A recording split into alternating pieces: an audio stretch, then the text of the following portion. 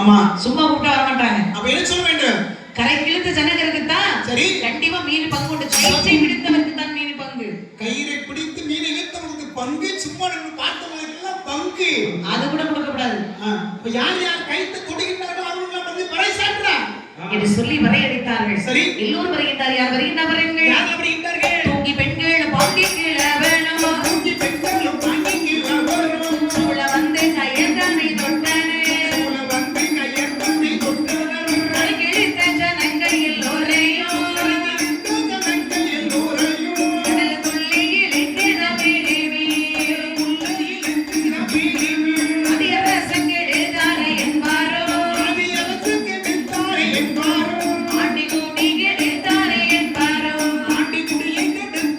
என்பாரோ. விசனத்தோடு இருக்கின்ற எங்களை வீணை கூட்டி கொடை வந்து கொண்டாயோ.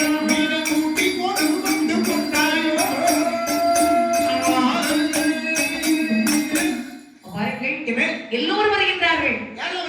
கயிற்றை பிடித்தவளுக்கு பங்குண்டு சொன்ன உடனே தூங்கி பெண்கள் அப்ப தூங்கி பெண்கள் எல்லாம் பாருங்க, இந்த காலங்களில் பாட்டிமார்கள் தாத்தாமார்கள் யாரும் கவனிக்க மாட்டாங்க. தின்ன ஓரத்துல போய் பேசாம உட்கார்ந்து இருப்பாங்க. சரி. தூங்கிட்டே இருப்பாங்க. ஏன் காத்து இவ்வளவு பள்ளியில காத்து போய்கிட்டு தான் இருக்கும். நல்ல பாரு காத்து வாய் விட்டு வெளியே போயிட்டே இருக்கும். இப்படி தூங்கி கொண்டு இருக்கக்கூடிய பாட்டிகளையும் சரி பாட்டி கிழவர்கள் பள்ளியில்லாத ரொம்ப வயசான தாத்தா அவங்களும் வர்றாங்க. ஏன் வர்றாங்க? கைத்து தொட்டால் பங்கு. எப்படி கைது வச்சு போட்டோம்னா வர முடியாது. ஒரு சில பேர் ரெண்டு மூணு பாட்டியை தூக்கிட்டு வர்றாங்க. தூக்கி போட்டு இறங்கி வச்சுருந்தா பாட்டி கைத்து தொட்டுட்டான்னா அந்த மகரமில் நமக்கு பங்கு கிடைக்கும். பாட்டி தூக்கிட்டு என்று சொல்லி எல்லோரும் வந்து கையில தொட்டார்கள். சரி. தொட்டு இழுத்தார் பாருங்க. ஆமா. சுப்பிரமணிய கடவுள் சும்மா விடுவாரா? அந்த மகரிமையில இருக்கக்கூடிய முருகப்பெருமான் சரி அப்படி ஒரு சுண்டி இழுத்தார் பாருங்க. கரை கிழித்த ஜனங்கள் எல்லோரும் கடலுக்குள்ளே போகின்றார்கள். குழந்தையா மேல மச்சான், மச்சான் மேல குழந்தையா, பொண்டாட்டி மேல புருஷன், பாட்டி மேல தாத்தா, தாத்தா மேல பாட்டி. என்ன சிரிப்பு! கூட்டமா குழந்தைய மேல மச்சான், மச்சான் யார் யார் மேல தெரியும் கூட்டத்துல ஒரே இழுப்பு சுண்டிட்டு அவன் துணி ஒரு பக்கம் போகுது, ஒரு ஆள் ஒரு பக்கம் போகுது, உருண்டு பரண்டு இழுக்கிறார். படாத பாடுபட்டார். அதிரசம் கெடுத்தாரே பாவி. சரி. ஆண்டி குடி கெடுத்தானே பாவி. இந்த பீனி இந்த பண்டாரத்திட்டு வழியில பிடிச்சு கொண்டு வர சொல்லி நமக்கு இந்த மாதிரி இன்னும் நடந்திருக்குமா? இந்த அதிரசு நம்மளை கெடுத்தாரு, இப்படி அவதி கூட வைத்து விட்டார் என்று சொல்லி ஒரு புறமாக என்ன செய்தார்? அதிரசிலே மக்கள் எல்லாம் வைகின்றார்கள். சரி. இன்னொரு புறமாக பார்த்து அந்த ஆண்டி நம்மளை கெடுத்தனடா அப்படி சொல்லி இந்த பண்டார சிவபெருமான் மீது ஒரு செயல்படுத்தப்படுகின்றார்கள். உருண்டு பரண்டு கரை கேறிச்சாங்க. சரி. யாரும் உள்ள போக முடியாதுல்ல. ஆமா. எல்லாம் கடற்கரையிலே வளர்ந்தவங்க. சரி. கடலுக்குள்ள எப்படி போவாங்க? அப்படி அத்தனை பேரும் உருண்டு பரண்டு சரி கரை கிழித்து வந்தார்கள். ஆமா. இரும மகர மீன் கரை கிழித்து கொண்டு வரணும் பண்டாரம் மட்டும்தான் முடியும். சரி. எவராலும் முடியாது. ஆமா. என்று மக்கள் பேசிக் கொண்டிருக்க சரி. மகாதேவன் ஈஸ்வரன் சரி பட்டார். ஆமா. இனிமேல் நமக்கு கல்யாணம். சரி. இதுவரைக்கும் பட்டாரமா இருந்துச்சோம். இது இனிமே மாப்பிள்ளையா மாறணும். நம்ம ஜம்முன்னு போனோம். போனதான் மதிப்பு. ஆமா. மாப்பிள்ளை சும்மாவா? சரி. இனிமேதான் போய் குளிக்கணும். சரி.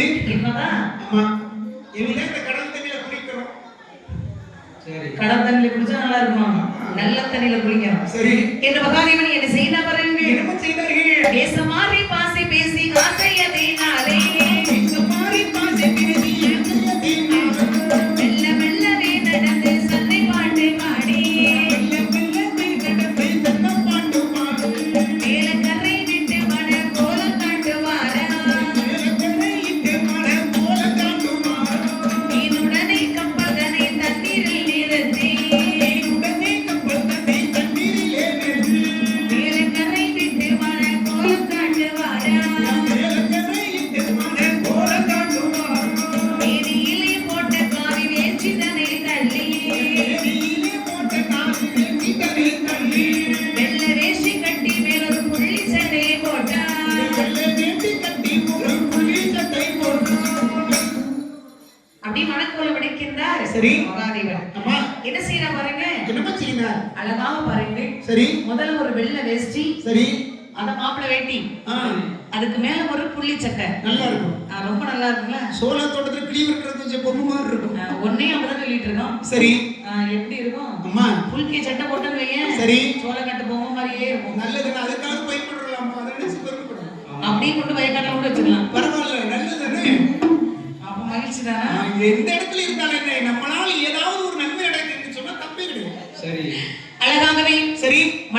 பிடித்தார் இந்த மகாதேவன். சரி. மேலும் பாருங்க, ஆமா. சிக்கு பிடித்த சடை அப்படியே அழகா தெத்தில் எடுக்கிறார். ஆமா.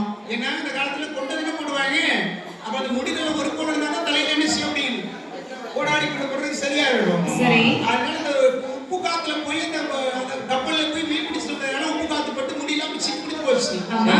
அதோட விரல வச்சு கோதி கோதி எடுக்கிறாரு. சரி. காலில் போட்டிருந்தாரே கடுக்கன். சரி. அதை எடுத்து கடற்கரை மண் போட்டு தீட்டுகின்றார். மண்ணில் வந்து தம்பி பார்த்தாரு. செப்பு கணக்கு அப்படி தீட்டு பார்க்கறதுக்கு ரொம்ப தங்கத்துக்கு ரொம்ப ஜொலிப்பா இருக்கும். ஜம்முன்னு தீட்டு காலத்து மாதிரி செம்பு கடுக்கா போட்டிருக்க